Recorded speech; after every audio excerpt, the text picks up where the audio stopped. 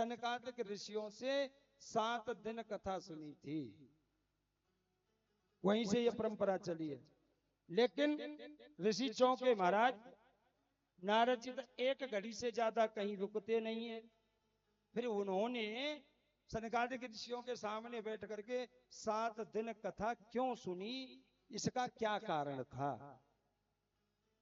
तो सूत जी कहते ऋषि सुनो। हाँ, एकदा ही विशालायाम चत्वार ऋषयो मल सतसंगार्थम समायातः दद्रु शस्त्र नारदम। क्या कह रहे हैं? एकदा विशालायाम यानी विशालापुरी। विशालापुरी कहते हैं बद्रीनाथ से, बद्रीनाथ का दूसरा नाम है विशालापुरी।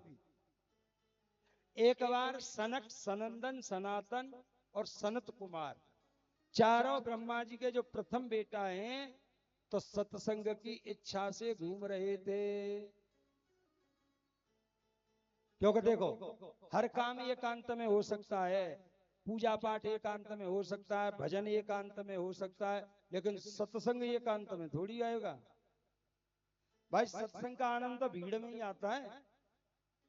एक प्रश्न करने वाला हो, 2-4 प्रश्न करने वाले हो और एक उत्तर देने वाला हो, तब सत्संग का आनंद आता है। तो ये चारों भाई सत्संग की इच्छा से घूम रहे थे। अचानक इनकी नजर नारद जी पर पड़ गई। जैसे ही नारद जी को देखा तो ये चारों भाई बहुत पसंद हो, क्योंकि जिस लाइन का आदमी हो ना, वो ऐसे ही व्यक्ति को देख करके खुश हो जाता है भाई। संत की लाइन का आदमी है तो संतों के पास कोई संत आ जाए तो संत प्रसन्न हो जाते हैं कि भाई कुछ भगवत चर्चा चलेगी। और शराबी के पास शराबी आ जाए तो वो भी प्रसन्न हो जाता है कि आज तो चलेगा मामला है। तो भाई वो संत हैं, जब नारद जी संत को देखा तो प्रसन्न हो गए कि आज सत्संग मिलेगा करने के लिए। लेकिन जैसे ही नारद जी पास आए तो देखा कि नारद जी का चेहरा लटका हुआ था। भोपड़ा पे 12 बजे हुए थे। तो सनकादिक ऋषि पूछने लगे, नारद जी कथम ब्रह्म दीन मुख कतुस्तांतरो भवान त्वरति गम्यते कुत्र कुचक्षागमनम तव इदानी शून्य चित्तोसि गतवित्तो यथा जनः तवेदम मुक्त संगम नोचितम बदम कारणम।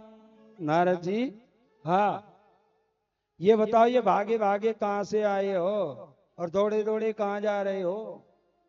और तुम्हारा चेहरा तो ऐसे लटका हुआ है कि जैसे किसी लोभी व्यक्ति का कोई धन हरण कर ले, उसे कितना कष्ट होता है, ऐसे तुम्हारा चेहरा लटका हुआ है। और ये पक्की बात है, जो धन का लोभी आदमी हो और उसके घर में चोरी हो जाए तो महाराज कम से कम सालों तो भूख नहीं लगती है उसे।